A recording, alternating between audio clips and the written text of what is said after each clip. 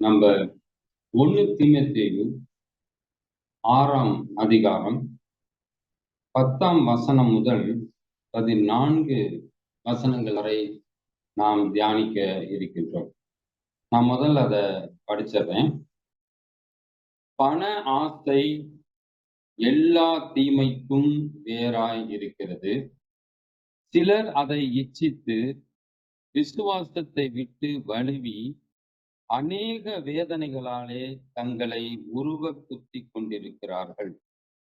நீயோ தேவனுடைய மனுஷனே, இவைகளை விட்டு ஓடி நீதியையும் தேவ பக்தியையும் விசுவாசத்தையும் அன்பையும் பொறுமையையும் சாந்த குணத்தையும் அடையும்படி நாடு. விசுவாசத்தின் நல்ல போராட்டத்தை போராடு. நித்திய ஜீவனை பற்றிக்கொள். அதற்காகவே நீ அழைக்கப்பட்டாய். அநேக சாட்சிகளுக்கு முன்பாக நல்ல அறிக்கை பண்ணினவனுமாய் இருக்கிறாய். நம்முடைய கர்த்தராகிய இயேசு கிறிஸ்து பிரசன்னமாகும் வரைக்கும் நீ இந்த கற்பனையை மாசில்லாமலும் குற்றமில்லாமலும் கைக்கொள்ளும்படிக்கு எல்லாவற்றையும் உயிரோடு இருக்க செய்கிற தேவனுடைய சன்னிதானத்திலேயும் பொந்தியு பிலாத்துவின் முன்னின்று நல்ல அறிக்கையை சாட்சியாக விளங்க பண்ணின கிறிஸ்து இயேசுவினுடைய சன்னிதானத்திலேயும் உனக்கு கட்டளை விடுகின்றேன். நாம் இந்த பகுதியுடைய தியானத்திற்கு போவதற்கு முன்பாக இந்த நிருபம் மேய்ப்பருக்கான நிருபம் என்பதும் மேய்ப்பருக்காக தீமோத்தேயு நிருபமும் தீத்து நிருபமும் அப்போஸ்தலனாகிய பரிசுத்த பவுலால் எழுதப்பட்டது. இணைவசன வேதாகமத்திலே இந்த 1 தீமோத்தேயுவுக்கு சத்தியம் காக்கும் சபை பணி என்று அந்த 1ஆம் நிருபத்திற்கு தலைப்பாக அவர்கள் கொடுத்திருக்கிறார். தீமோத்தேயு என்றால் தேவனை கனப்படுத்துபவர் என்று பொருள். தீமோத்தேயு பற்றி பார்ப்போம் என்று சொன்னால், அவர் லீஸ்திரா தீவில் வசித்த சீஷன். அவருடைய தாய் ஐனிகேயால் ஒரு யூத ஸ்திரீ, தந்தை கிரேக்கன், பாட்டி லோகிசால். பவுல் தீமோத்தேயுவை பற்றி சொல்லுகின்ற பொழுது 2ஆம் நிருபத்திலே இவரை ஒரு மாய்மாலமற்ற விசுவாசி என்று அவர் குறிப்பிடுகின்றார். இப்படிப்பட்ட விசுவாசத்திற்கு நேராக வழி நடத்தியது யார் என்று சொன்னால், தீமோத்தேயுனுடைய பாட்டி லோகிசாலும் அவருடைய தாய் ஐனிகேயாலும். நாம் 1 தீமோத்தேயு 1ஆம் அதிகாரம் 2ஆம் வசனத்திலே நாம் பார்ப்போம் என்று சொன்னால், விசுவாசத்தில் உத்தம குமாரனாகிய தீமோத்தேயுவுக்கு எழுதுகிறதாவது என்று அவர் அங்கு துவங்குகிறதை நாம் பார்க்கிறோம். 2வது நிருபத்திலே வசனம் 2 அவர் பிரியமுள்ள குமாரனாகிய தீமோத்தேயுவுக்கு எழுதுகிறதாவது என்று சொல்லி, அவர் 3ஆம் வசனத்திலே ஒரு விஷயத்தை அவர் குறிப்பிடுவார். நான் இரவும் பகலும் இடைவிடாமல் என் ஜெபங்களில் உன்னை நினைத்து உன் கண்ணீரை ஞாபகம் பண்ணி சந்தோஷத்தால் நிறையப்படும்படிக்கு உன்னை காண வாஞ்சையாய் இருந்து என்று அவர் அங்கு தீமோத்தேயுவுக்கு எழுதுகின்ற 2ஆம் நிருபத்திலே அவர் அப்படி எழுதியிருப்பார். இதை நான் ஏன் சொல்கிறேன் என்று சொன்னால், அப்போஸ்தலனாகிய பரிசுத்த பவுலோடு ஒரு உடன் ஊழியராக, அவரோடு சேர்ந்து ஊழிய பாதையிலே எல்லா சூழ்நிலைகளிலும் அவர் பயணித்தவராக நாம் தீமோத்தேயுவை நாம் பார்க்கிறோம்.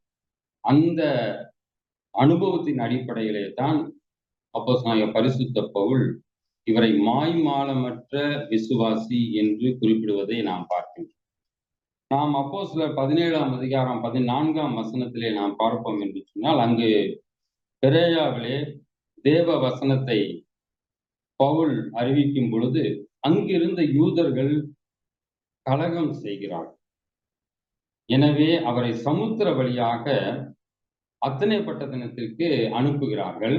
அனுப்பிய பிறகு சீலாவும் தீமோத்தேயுவும் அங்கேயே தங்கியிருந்தார்கள் என்று குறிப்பிடப்பட்டுள்ளதை நாம் பார்க்கிறோம். எல்லா விதமான சூழ்நிலைகளிலும் தீமோத்தேயு பவுலோடு பயணித்த ஒரு ஊழியராக நாம் பார்க்கின்றோம். தீமோத்தேயுடைய நிருபம் ஏன் எழுதப்பட்டது என்று நாம் பார்ப்போம் என்று சொன்னால்,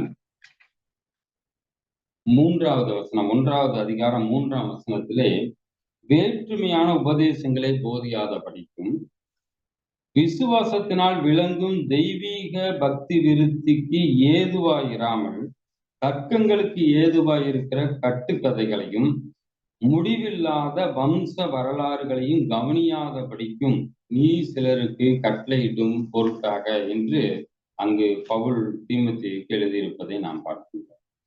ஆக தவறான கருத்துக்களை நீக்குவதற்காக சரியான சத்தியத்தை கற்றுக்கொள்ள வேண்டும் என்கின்ற நோக்கத்திற்காக மட்டுமல்லாமல் சரியான கருத்துக்களை, சத்தியத்தை சொல்லுகின்ற தலைவர்களை ஏற்படுத்துவதற்காக, அப்படிப்பட்ட தலைவர்களை தெரிந்தெடுப்பதற்கான ஒரு வழிகாட்டுதலை, அறிவுரையை கொடுப்பதற்காக இந்த நிருபமானது எழுதப்பட்டிருக்கிறது என்பதை நாம் முதலில் புரிந்து கொள்ள வேண்டும்.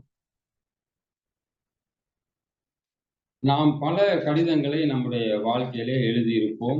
நமக்கும் பல கடிதங்கள் வந்திருக்கும். ஆனால் நாம் எல்லா கடிதங்களையும் படித்திருப்போமா? படித்த எல்லா கடிதங்களையும் நாம் பத்திரப்படுத்தி இருப்போமா? ஒருவேளை பத்திரப்படுத்தி இருந்தால் அந்த கடிதங்களை நாம் இப்பொழுது திரும்ப எடுத்து படித்தோம் என்று யோசித்து பார்த்தால் அது மிக குறைவாகவே இருக்கும். ஆனால் ஒருவர் எழுதிய கடிதம், அவர் யாருக்கு எழுதினார், எத்தனை பேர்களுக்கு எழுதினார், எந்த சபைக்கு எழுதினார், எப்பொழுது எழுதினார் என்றெல்லாம் பார்க்காமல் உலகம் அனைத்திலும் தொடர்ந்து படிக்கப்படுகிறது, மீண்டும் மீண்டும் படிக்கப்படுகிறது, தியானிக்கப்படுகிறது என்று சொன்னால் அது நிச்சயமாக அப்போஸ்தலனாகிய பரிசுத்த பவுல் எழுதிய நிருபங்கள் தான். ஏனென்று சொன்னால் அது எல்லோருக்கும் ஒரு வழியை காட்டுகின்ற, ஒரு தெளிவை தெரிவிக்கின்ற கடிதங்களாக இருப்பதை நாம் அறிந்து கொள்ள வேண்டும். அந்த கடிதங்கள் அனைத்தும் நம்முடைய ஆன்மீக வளர்ச்சிக்கும் ஆவிக்குரிய ஜீவியத்திற்கும் மிக பெரிய வழிகாட்டுதலாக, பல சந்தேகங்களுக்கு அவை விடை தருவனாகவும் இருக்கிறதை நாம் பார்க்கின்றோம். நம்முடைய தியான பகுதி 1ஆம் நிருபம் 6ஆம் வசனம், 6ஆம் அதிகாரம் 10ஆம் வசனம். பண ஆசை எல்லா தீமைக்கும் வேறாய் இருக்கிறது. சிலர் அதை இச்சித்து விசுவாசத்தை விட்டு வழுவி அநேக வேதனைகளாலே தங்களை உருவ குத்தி கொண்டிருக்கிறார்கள். இந்த கிரேக்க வார்த்தை பண ஆசை என்பதற்கு பிலால்குரியா என்று சொல்லப்பட்டிருக்கிறது, லவ் ஆஃப் மணி. ஆனால் நாம் இந்த வசனத்தை பார்க்கின்ற பொழுது ஒருவேளை பணத்திற்கு இந்த வசனம் எதிரான ஒரு கருத்தை தெரிவிக்கிறதோ என்ற சந்தேகம் நமக்கு வருவதற்கு வாய்ப்பு இருக்கிறது. இன்னும் நாம் வேதாகமத்திலே பல நிகழ்வுகளை நாம் ஆராய்ந்து பார்த்தால் எல்லா தீங்கிற்கும் பணம் மட்டுமே காரணமாக இருந்ததில்லை என்பதை நாம் பல நிகழ்வுகள் மூலமாக நம்மால் புரிந்து கொள்ள முடியும். நம்முடைய வேதாகமத்தின் அடிப்படையிலே லூசிபரோ ஆதாமோ பணத்தின் மீதுள்ள ஆசையினால் வீழ்ந்து விடவில்லை. ஆதியாகமம் 3ஆம் அதிகாரத்திலே நாம் பார்ப்போம் என்று சொன்னால், ஏவாள் விருட்சத்தை இச்சித்தால், வீழ்ந்தால், அனைவரும் அந்த கீழ்ப்படியாமையினாலே கர்த்தரின் சாபத்திற்கும் பாவத்திற்கும் அடிமைகளாக மாறிப்போனதை நாம் பார்க்கிறோம். நாம் ஏசாயா 14ஆம் அதிகாரம் 12, 13, 14, 15 வசனங்களிலே நாம் பார்ப்போம் என்று சொன்னால், அங்கு லூசிபர் வீழ்ந்ததை தெளிவாக ஏசாயா கூறுகிறார். அவர் வீழ்ந்ததற்கு காரணம் அவர் தன்னை தேவனுக்கு ஒப்பாகவும் மேலாகவும் கருதிய அந்த மேட்டிமையான எண்ணத்தின் காரணமாக லூசிபர் வீழ்ந்து போனதை நாம் அங்கு தெரிந்து கொள்ள முடிகின்றது. மட்டுமல்லாமல் இன்னும் ஒரு உதாரணத்தை நாம் பார்ப்போம் என்று சொன்னால், எசேக்கியேல் தீர்க்கதரிசி 28ஆம் அதிகாரத்திலே தீருவின் ராஜா வீழ்ந்து போன அந்த குறிப்பை நாம் அங்கு பார்க்கின்றோம். தீருவின் ராஜா 2ஆம் இதப்போல் அவன் ஞானத்தால் நிறைந்தவன், பூரண அழகுள்ளவன், தேவனின் தோட்டம் ஏதேனில் அவன் இருந்தவன், சபையில் உயிருள்ள இசை கருவியாக இருந்தவன். ஆனால் அவன் வீழ்ந்ததற்கு காரணம் இனிப்பு, அக்கிரமம், மீறுதல். இது நாம் 28ஆம் அதிகாரம் 15ஆம் வசனத்திலே ஒரு சில வசனங்களை மட்டும் நான் குறிப்பிடுகின்றேன். நீ சிருஷ்டிக்கப்பட்ட நாள் துவக்கி உன்னில் அநியாயம் கண்டுபிடிக்கப்பட்டது மட்டும் உன் வழிகளில் குறையற்றிருந்தாய். உன் வியாபாரத்தின் மிகுதியினால் உன் கொடுமை அதிகரித்து நீ பாவம் செய்தாய். ஆகையால் உன்னை தேவனுடைய பர்வதத்தில் இருந்து ஆகாதம் என்று தள்ளி காப்பாற்றுகிற கேருபாய் இருந்த உன்னை அக்கினிமயமாகாதபடி அழித்துப் போடுவேன். உன் அழகினால் உன் இருதயம் மேட்டிமை ஆயிற்று. உன் மினுக்கினால் உன் ஞானத்தை நீ கெடுத்தாய். உன் அக்கிரமங்களின் ஏராளத்தினாலும் வியாபாரத்தின் அழுத்தத்தினாலும் பரிசுத்த குலைச்சல் ஆக்கினாய் என்று அங்கு தீருவின் ராஜா வீழ்ந்ததற்கு, அதிபதி வீழ்ந்ததற்கு காரணத்தை சொல்லுகிறார். இங்கும் இவர் வீழ்ந்ததற்கு பணம் காரணம் அல்ல என்பதை நம்மால் புரிந்து கொள்ள முடிகின்றது. இன்னும் பார்க்க போனோம்னா, காயின் ஆபேல் ஆதியாகமம் 3ஆம் அதிகாரத்திலே காணிக்கையை அங்கீகரிப்பதிலே ஏற்பட்ட மன வேறுபாடு அங்கு காயின் வீழ்ந்து போனதற்கு நாம் காரணமாக நாம் பார்க்கின்றோம். சபிக்கப்பட்டதற்கு காரணம் பணம் அல்ல. ஆக இப்படிப்பட்ட பண ஆசைக்கு அப்பாற்பட்ட பல செயல்பாடுகளால் வீழ்ந்து போனதை நாம் வேதாகமத்திலே பார்க்கின்றோம். அப்படி என்றால் பண ஆசையை பவுல் ஏன் குறிப்பிடுகிறார் என்பதை நாம் சிந்திப்போம் என்று சொன்னால், ஏற்கனவே நான் சொன்னது போல இந்த நிருபம் மேய்ப்பர்களுக்கு எழுதப்பட்ட நிருபம். ஊழியத்தின் பாதையிலே இருப்பவர்கள் எப்படி செயல்பட வேண்டும் என்பதை தெளிவுபடுத்துகின்ற ஒரு நிருபம் என்பதை நாம் புரிந்து கொள்ள வேண்டும். அப்படிப்பட்டவர்கள் எப்படிப்பட்ட குணாம்சங்களை, பண்புகளை பெற்றிருக்க வேண்டும் என்பதைத்தான் இந்த வசனம் நமக்கு சொல்லுகின்றது. ஏனென்று சொன்னால், பணம் போதும் என்று சொல்பவர்கள் குறைவாக இருக்கும். குறிப்பாக ஊழியத்தின் பாதையிலே இருப்பவர்கள் பண ஆசை கொண்டவர்களாக இருந்தால் அவர்களுடைய நிலை விசுவாசத்தை விட்டு வழுவி போகின்ற நிலையாக மாறும் என்பதைத்தான் அந்த வசனம் நமக்கு தெளிவாக நமக்கு சொல்லுகிறது. அதை நான் மறுபடியும் படிக்கிறேன். பண ஆசை எல்லா தீமைக்கும் வேறாய் இருக்கிறது. சிலர் அதை இச்சித்து விசுவாசத்தை விட்டு வழுவி என்று அங்கு தெளிவாக பவுல் குறிப்பிடுகின்றார். ஊழியத்தின் பாதையில் நாம் பண ஆசை இல்லாமல் செயல்பட வேண்டும் என்று பவுல் அங்கே குறிப்பிடுகின்றார். தீமோத்தேயு, நமக்கு தெரியும், இயேசுவோடு பயணித்த யூதாஸ் காரியத்தினுடைய தவறு, அவன் செய்த பாவம், வெள்ளிக்காசு 30 வெள்ளிக்காசுக்காக அதன் மீது ஆசை கொண்டு இயேசுவை காட்டி கொடுத்தான். அவன் நாண்டு கொண்டு செத்தான். ஆக ஊழியத்தின் பாதையிலிருந்து நாம் விலகி செல்வது, அல்லது நம்முடைய இலக்கை நோக்கிய பயணத்தில் இருந்து நம்மை விலக்குவது எது என்று சொன்னால் பண ஆசை என்ற காரணத்தினால்தான் அப்போஸ்தலனாகிய பரிசுத்த பவுல் தீமோத்தேயுவுக்கு இதை குறிப்பிட்டு இங்கு பண ஆசை எல்லா தீமைக்கும் வேறாய் இருக்கிறது என்று அவர் குறிப்பிடுகின்றார். பணம் தேவை அல்ல என்பதல்ல இங்கு சொல்லப்படுகின்ற வார்த்தை. இங்கு அதன் மீது ஆசையை வைத்து நாம் பணத்திற்கு முக்கியத்துவம் கொடுத்து நாம் மனப்பாட வசனத்திலே கூட நாம் அதை கேட்போம். பணத்திற்கு முக்கியத்துவம் கொடுத்து கடவுளை மறந்து போகின்ற ஒரு நிலை இருக்கக்கூடாது என்றுதான் இங்கு சொல்லுகிறார். நாம் பண ஆசையை விட்டுவிட்டு கடவுளை தேடும் பொழுது நமக்கு போதும் என்ற எண்ணம் விளைகின்ற ஒரு நிலை உருவாகின்றது.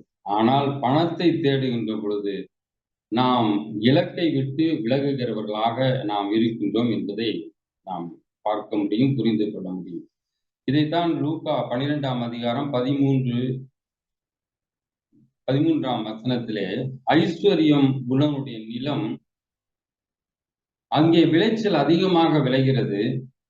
அவன் சொல்கின்றான், களஞ்சியங்களை நான் இடித்து பெரிதாக கட்டுவேன், இருக்கிறவைகளை சேமிப்பேன் என்று சொல்கிறான். அப்பொழுதுதான் கடவுள் அவனை பார்த்து சொல்கின்றார், மதிகேடனே, உன் ஆத்துமா இந்த ராத்திரியில் எடுத்துக் கொள்ளப்பட்டால் நீ சேகரித்தவைகள் யாருடையதாக ஆகும் என்று அவர் கேட்கின்றார். ஆக நாம் காப்பாற்றிக் கொள்ள முடியாத அல்லது நாம் இழந்து போகின்ற ஒன்றிற்காக வாழ்க்கை முழுவதையும் செலவு செய்வது என்பது மிகவும் வேதனையான ஒரு தவறான ஒரு காரியமாக நாம் புரிந்து கொள்ள வேண்டும். இந்த பண ஆசை எல்லா தீமைக்கும் வேறாய் இருக்கிறது என்பதற்கு அதை சரியான பாதையிலே சரியான விதத்திலே புரிந்து கொள்வதற்காக ஒரு சில வசனங்களை நாம் பார்ப்போம். 1 கொரிந்தியர் 15:9 இம்மைக்காக மாத்திரம் நாம் கிறிஸ்துவின் மேல் நம்பிக்கையுள்ளவர்களாய் இருந்தால் எல்லா மனுஷரை காட்டிலும் நாம் பரிதபிக்கப்பட்டவர்களாய் இருப்போம். ஆக மிக தெளிவாக நமக்கு சொல்லப்பட்டிருக்கிறது, பண ஆசை இது இம்மைக்குரிய காரியம்.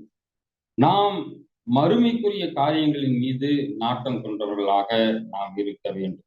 இதை நாம் ஒரு பாடல் கூட பாடுவோம். திரண்ட ஆஸ்தி, உயர்ந்த கல்வி, செல்வாக்குகள் மிக இருப்பினும் குருசை நோக்கி பார்க்க எனக்கு உரிய பெருமைகள் யாவும் அற்பமே என்று நாம் ஒரு பாடல் பாடுவோம். அதே போல நீதிமொழிகள் 23ஆம் அதிகாரம் 4ஆம் வசனத்திலே ஐஸ்வர்யவான் ஆக வேண்டும் என்று பிரயாசப்படாதே, சுய புத்தியை சாராதே என்று அங்கு சொல்லப்பட்டிருக்கிறதை நாம் பார்க்கிறோம். அதே நீதிமொழிகள் 22ஆம் அதிகாரம் 1ஆம் வசனத்திலே திரளான ஐஸ்வர்யத்தை பார்க்கிலும் நற்கீர்த்தியே தெரிந்து கொள்ளப்படத்தக்கது. ஐஸ்வர்யவானும் தரித்திரனும் ஒருவரை ஒருவர் சந்திக்கிறார்கள், ஆனால் அவர்கள் அனைவரையும் உண்டாக்கினவர் கர்த்தர் என்ற புரிதலோடு நாம் வாழ வேண்டும். நாம் இதை இன்னும் ஆழமாக புரிந்து கொள்வதற்கு நாம் உபாகமம் 8ஆம் அதிகாரம் 17-18 வசனங்களை நாம் பார்ப்போம். அதில் உன் சாமர்த்தியமும் உன் கை பலனும் இந்த ஐஸ்வர்யத்தை எனக்கு சம்பாதித்தது என்று நீ உன் இருதயத்தில் சொல்லிக் கொள்ளாமலும் இருக்க எச்சரிக்கையாயிருந்து உன் தேவனாகிய கர்த்தரை நினைப்பாயாக. அவரே உன் பிதாக்களுக்கு ஆணையிட்டு கொடுத்த தம்முடைய உடன்படிக்கையை உறுதிப்படுத்தும்படி இந்நாளில் உனக்கு உண்டாயிருக்கிறது போல ஐஸ்வர்யத்தை சம்பாதிக்கிறதுக்கான பலனை உனக்கு கொடுக்கிறார். ஒருவேளை நம்மிடத்திலே பணம் பொருள் இருக்கும் என்று சொன்னால் அதை சம்பாதிக்கிறதுக்கான பலனை ஆண்டவர் கொடுக்காவிட்டால் நாம் அந்த பொருளையோ பணத்தையோ நாம் பெற்றிருக்க முடியாது என்பதை நாம் புரிந்து கொள்ள வேண்டும். அந்த புரிதல் இல்லை என்று சொன்னால் அந்த 8ஆம் அதிகாரத்திலே நாம் வைத்திருக்கின்ற பணம் செல்வம் நமக்கு எப்படிப்பட்ட சிந்தனையை உருவாக்க வாய்ப்பு கொடுக்கிறது என்பதை நாம் அதில் பார்க்க முடியும். 11ஆம் வசனத்திலே அந்த பணமானது, செல்வமானது, பொக்கிஷமானது, ஐஸ்வர்யமானது தேவனை மறந்து போக செய்யும். 14ஆம் வசனத்திலே அது இருதய மேட்டிமையை கொண்டு வரும். 17ஆம் வசனத்திலே அது அகந்தையை உருவாக்கும். உண்மையான தேவனை மறந்து வேறே தேவர்கள் மேல் கவனத்தை திருப்பச் செய்யும். மட்டுமல்லாமல் தேவ சத்தத்திற்கு கீழ்ப்படியாமல் போக செய்யும் என்று அங்கு உபாகமம் 8ஆம் அதிகாரத்திலே இந்த பண ஐஸ்வர்யம் இதனுடைய குணாம்சங்களை அங்கு தெளிவாக நமக்கு சொல்லப்பட்டது. நாம் நம்முடைய மெமரி வேர்ஸ்ல கூட நாம் பார்த்தோம், 2 எஜமான்களுக்கு ஒருவன் ஒருபோதும் ஊழியம் செய்ய கூடாது அல்லது முடியாது என்பதை நாம் தெளிவாக பார்த்தோம்.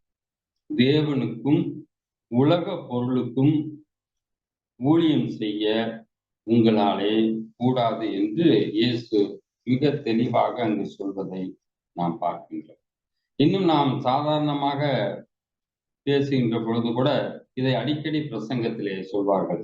ஒருவன் பணத்திற்காக ஊழியம் செய்வானானால் இன்னும் கொஞ்சம் பணம் கிடைத்தால் அவன் பிசாசிற்கும் ஊழியம் செய்வான் என்று அந்த பணத்தின் மீது ஆசை எப்படி இலக்கிலிருந்து மாற செய்கிறது என்பதை அங்கு சொல்லுவார்.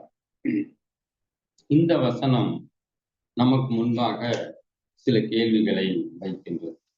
பண ஆசை எல்லா தீமைக்கும் வேறாய் இருக்கிறது. சிலர் இதை இச்சித்து விசுவாசத்தை விட்டு வழுவி அநேக வேதனைகளாலே தங்களை உருக குத்தி கொண்டிருக்கிறார்கள் என்ற வசனம் நமக்கு முன்பாக சில கேள்விகளை வைக்கின்றது. உண்மையில் உழைப்பின் மூலமாக, முதலீட்டின் மூலமாக வருகின்ற நேர்மையான வருமானங்களை வேதம் அங்கீகரிக்கிறது என்பதை நாம் புரிந்து கொள்ள வேண்டும். பொருளாசையின் காரணமாக நேர்மையற்ற வழியில் பொருள் சேர்ப்பதைத்தான் இந்த வசனம் கண்டிக்கிறது என்பதை நாம் புரிந்து கொள்ளலாம். ஏனென்று சொன்னால் அதை இச்சித்து விசுவாசத்தை விட்டு வழுவி போகின்ற ஒரு நிலைக்கு பண ஆசை நம்மை தள்ளுகிறது.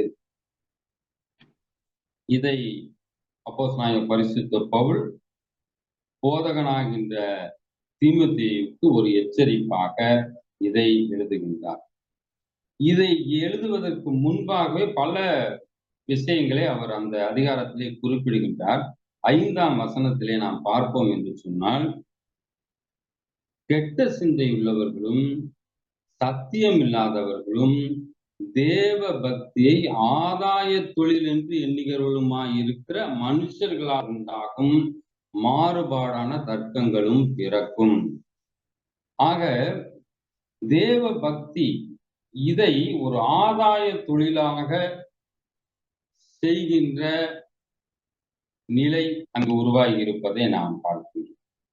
பணத்தை இச்சித்தால் அவர்கள் தேவ பக்தியை ஆதாய தொழிலாக அவர்கள் செய்வார்கள் என்பதை அங்கு பவுல் நமக்கு சொல்வதை நாம் பார்க்கின்றோம்.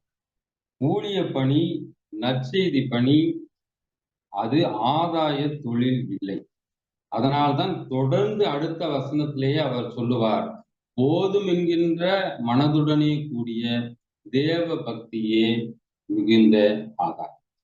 இந்த வசனத்துடைய பொருள் என்ன என்று சொன்னால், கடவுள் மீது உண்மையான விசுவாசம் இருக்கும் என்று சொன்னால், அவருடைய வல்லமையின் மீது நமக்கு நம்பிக்கை இருக்கும் என்று சொன்னால், அவர் நமக்கு போதுமானவராக இருக்கிறார் என்ற நம்பிக்கை இருக்கும் என்று சொன்னால், அவர் நமக்கு எல்லாவற்றையும், எல்லா தேவைகளையும் ஊழியத்தின் பாதையிலே சந்திக்கக்கூடியவராக அவர் இருக்கிறார் என்பதைத்தான் இந்த வசனம் நமக்கு சொல்லுகிறது. போதும் என்ற மனதுடனே கூடிய தேவ பக்தியே மிகுந்த ஆதாயம் என்று அங்கு பவுல் சொல்வதை நாம் பார்க்கிறோம். அப்படி என்று சொன்னால் ஊழிய பாதையிலே இருப்பவர்கள் அல்லது இது நமக்கும் பொருந்தக்கூடியது. ஏனென்று சொன்னால் 11ஆம் வசனம் முதல் இதை மட்டும் நாம் இன்றைக்கு எடுத்துக்கொள்வோம். நீயோ தேவனுடைய மனுஷனே. நாம் அனைவரும் தேவனுடைய மனுஷர்கள் தான். நமக்கும் இது பொருந்தக்கூடிய ஒன்றாக இருக்கிறது. அப்படி என்று சொன்னால் பணம் ஆசையின்றி வாழ்வது எப்படி என்பதற்கான சில வழிகாட்டுதலை இந்த அதிகாரத்திலிருந்து நாம் பார்ப்போம். முதலில் வசனம் 6 குறிப்பிட்டபடி நமக்கு இருப்பது போதும் என்ற திருப்தி வேண்டும். வசனம் 6 அதை பவுல் குறிப்பிடுகின்றார். வசனம் 7 மிக மிக முக்கியமான ஒரு விஷயத்தை சொல்கின்றார். நாம் வெறும் கையோட உலகத்திற்குள் வந்தோம். இப்பொழுது நம்மிடம் இருப்பது எல்லாம் கடவுளுடைய பெரிதான கிருபையால் இரக்கத்தால் நமக்கு கொடுக்கப்பட்டிருக்கிறது என்பதை நாம் புரிந்து கொள்ள வேண்டும். மூன்றாவதாக, நாம் இந்த உலகத்தை விட்டு செல்கின்ற பொழுது எதையும் நாம் எடுத்து செல்ல முடியாது என்பதை எப்பொழுதும் நினைவில் கொண்டவர்களாக இருக்க வேண்டும். இதிலிருந்து நாம் ஒன்றும் கொண்டு போவதும் இல்லை என்பது நிச்சயம் என்று 7ஆம் வசனத்தின் பின்பகுதி நமக்கு சொல்லுகின்றது. நாம் செல்வத்தை சேர்ப்பதற்கு எடுக்கின்ற முயற்சி எப்படிப்பட்ட விளைவை தருகிறது என்பதை சீர்தூக்கி பார்த்து நாம் செயல்பட வேண்டும் என்று 9ஆம் வசனத்திலே பவுல் மிக அழகாக அங்கு ஒரு எச்சரிப்பாக சொல்வதை நாம் பார்க்க முடியும். ஐஸ்வர்யவான்களாக விரும்புகிறவர்கள் சோதனையிலும் கண்ணியிலும் மனுஷரை கேட்டிலும் அழிவிலும் அமிழ்த்துகிற மதிகேடும் சேதமுமான பலவித இச்சைகளிலும் விழுகிறார்கள். எவ்வளவு ஒரு மிகப்பெரிய ஒரு எச்சரிப்பை அங்கு பவுல் தீமோத்தேயுவுக்கு எழுதிய நிருபத்திலே அவர் குறிப்பிடுகின்றார். நாம் செல்வத்தை சேர்ப்பதற்கு எடுக்கின்ற முயற்சி எப்படிப்பட்ட விளைவை நமக்கு கொடுக்கிறது, நம்மை சோதனையிலும் கண்ணியிலும் அழிவிலும் அமிழ்த்துகிற காரியமாக இருக்கிறதா, மதிகேடும் சேதமுமான பலவித இச்சைகளில் நம்மை விளை செய்கிறதா என்பதை நாம் சீர்தூக்கி பார்க்க வேண்டும். ஊழிய பணி அது மிக உயர்வான பணி. போதக பணி அது மிக உயர்வான பணி. அதில் இப்படிப்பட்ட இச்சைகள், பணத்தின் மீதான இச்சை அது ஒருபோதும் இருக்கக்கூடாது என்பதை பவுல் மிக தெளிவாக ஒரு எச்சரிப்பாக அங்கு சொல்லுகின்றார். அடுத்ததாக நாம் என் ஆசை, எண்ணம், முக்கிய நோக்கம் ஊழியத்தின் பாதையிலே பொருளீட்டுவதாகவே இருக்கிறதா என கவனித்து, ஒருவேளை அப்படி இருக்கின்ற பட்சத்தில் நாம் நம்மை மாற்றிக்கொள்வதற்கு கடவுளுடைய துணையோடு நம்மை மாற்றிக்கொள்ள வேண்டும் என்று அங்கு பவுல் குறிப்பிடுகின்றார். வசனம் 17 சொன்னபடி செல்வ செருக்கு, இவ்வுலகத்தில் ஐஸ்வர்யமாய் உள்ளவர்கள் இருமாப்பான சிந்தையுள்ளவர்களாய் இராமலும் செல்வ செருக்கு என்னிடம் இருக்கிறதா என்பதையும் நாம் ஆய்ந்து பார்க்க வேண்டும். ஐஸ்வர்யம் நிலையற்றது என்கிற உறுதியுடன் அதன் மேல் நம்பிக்கை வைக்காமல் தேவனே யாவற்றையும் தருகிறார் என்ற விசுவாசத்தோடு வாழ வேண்டும். அதைத்தான் 17ஆம் வசனத்திலே நிலையற்ற ஐஸ்வர்யத்தின் மேல் நம்பிக்கை வையாமலும் நாம் அனுபவிக்கிறதற்கு சகலவித நன்மைகளையும் நமக்கு சம்பூரணமாய் கொடுக்கிற ஜீவனுள்ள தேவன் மேல் நம்பிக்கை வைக்கவும் என்று அங்கு பவுல் எழுதுகின்றார். மட்டுமல்லாமல் நன்மை செய்யவும் நற்செயல்கள் செய்யவும் தேவையில் இருப்போருக்கு உதவும் என்ற குணத்தோடும் நாம் இருக்க வேண்டும் என்று வசனம் 18 அங்கு பவுல் குறிப்பிடுகின்றார். எல்லாவற்றிற்கும் மேலாக உண்மையான செல்வத்தை பரலோகத்தில் சேர்த்து வைக்க வேண்டும்.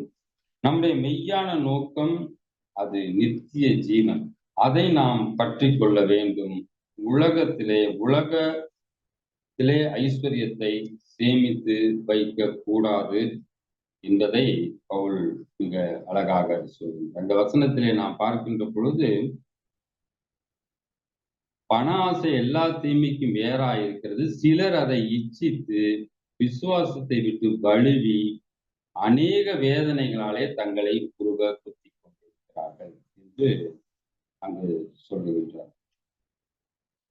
பண ஆசையின் காரணமாக எடுக்கின்ற தேவ பக்திக்கு பொருந்தாத முயற்சிகள் பல வேதனைகளை நமக்கு தருகிறது என்பதை நாம் புரிந்து வாழ வேண்டும்.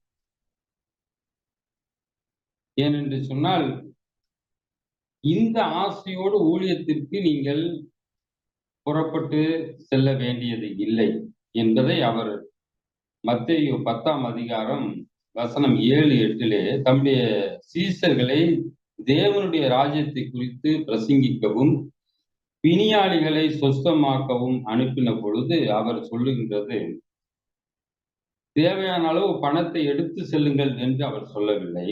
அதற்கு மாறாக உங்களுடன் பொன்னையோ வெள்ளியையோ பையையோ 2 அங்கியையோ பாதரட்சையையோ தடிகளையோ தேடி வைக்க வேண்டாம் என்று அவர் அங்கு சொல்வதை நாம் பார்க்கிறோம். அதை தொடர்ந்து அவர் ஒன்றை சொல்லுகின்றார், வேலையால் கூலிக்கு பாத்திரனாய். இயேசு கிறிஸ்து மிக தெளிவாக அங்கு ஒரு உண்மையை அவர் வெளிப்படுத்துகின்றார். அதாவது உண்மை ஊழியரின் தேவைகளை கர்த்தர் சந்திப்பார். அந்த நம்முடைய தேவைகள் சந்திக்கப்படுமா என்ற சந்தேகம் என்பது அசுவிசுவாசத்தின் அடையாளமாக அவர் அங்கு சொல்லுகின்றார்.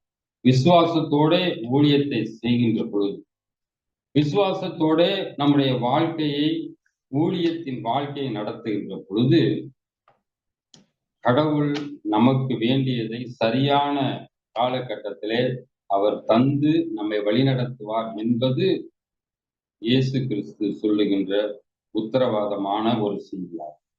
இதற்கு மாறி செயல்படுகின்ற பொழுதுதான்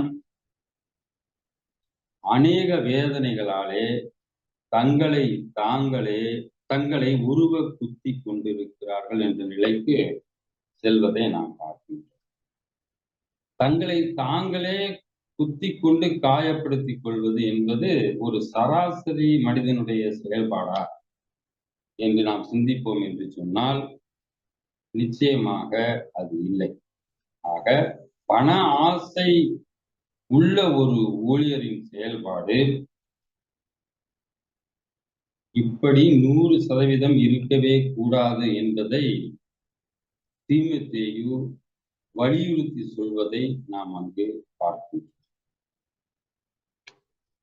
இதை சற்று கடினமாகத்தான் அவர் சொல்லுகின்றார். அநேக வேதனைகளாலே தங்களை உருவ குத்தி கொண்டிருக்கிறார்கள் என்று பண ஆசை கொண்டவரை அவர் அங்கு கண்டித்து சொல்வதை நாம் பார்க்கிறோம். நாம் ஏற்கனவே பார்த்தது போல எல்லாமே கடவுளால் கொடுக்கப்பட்டது.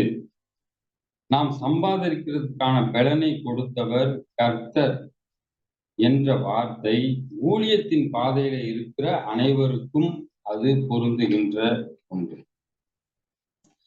இந்த ஊழியத்தின் பாதையிலே இருப்பவர்கள் நற்செய்தி பணி செய்வதைத்தான் முழு முதல் குறிக்கோளாகவும் அதற்குரிய தேவைகளை கடவுள் தருவார் என்ற விசுவாசத்தோடு செயல்படுகின்ற பொழுதுதான் அந்த ஊழியமானது ஒரு உண்மையான ஊழியமாக, விசுவாசத்தை விட்டு விலகி போகாத ஊழியமாக, பண ஆசையின் காரணமாக அந்த ஊழியத்திலே பல இடையூறுகள் ஏற்படாதபடி, அவர்களுக்கும் துன்பங்கள் வராதபடி நற்செய்தி பணியானது அனைவருக்கும் சென்று சேர்வதற்கு இது ஏதுவாக இருக்கும். ஆனால் பண ஆசை இருந்தால் அந்த ஊழியமானது நிச்சயமாக ஒரு வெற்றிகரமான ஊழியமாக இருக்காது. அந்த எச்சரிப்பு நமக்கும் இயேசு கிறிஸ்துவினுடைய ரட்சிப்பின் அனுபவத்தை பெற்ற நமக்கும் 11ஆம் வசனத்திலே சொன்னது போல, நீயோ தேவனுடைய மனுஷனே என்று குறிப்பிடுகின்ற அந்த தேவனுடைய மனுஷர்களாக நாமும் இருக்கின்ற நிலையிலே நமக்கும் இது பொருந்தும் என்பதை நாம் இந்த நேரத்திலே நாம் புரிந்து கொள்ள வேண்டும். பண ஆசை கொள்ளும் பொழுது இலக்கை நோக்கிய பயணம் மாறி போகிறது. பணத்தை எதிர்பார்த்து செய்கின்ற ஊழியமாக அது மாறுகிறது என்பதை நாம் புரிந்து கொள்ளலாம். பல ஊழியங்கள் கிட்டத்தட்ட சில நேரங்களிலே இப்படி மாறி போவதை நாம் பார்த்திருக்கின்றோம். பணத்தை மட்டுமே குறிக்கோளாக கொண்டு ஊழியங்கள் செய்வது தவிர்க்கப்பட வேண்டும்.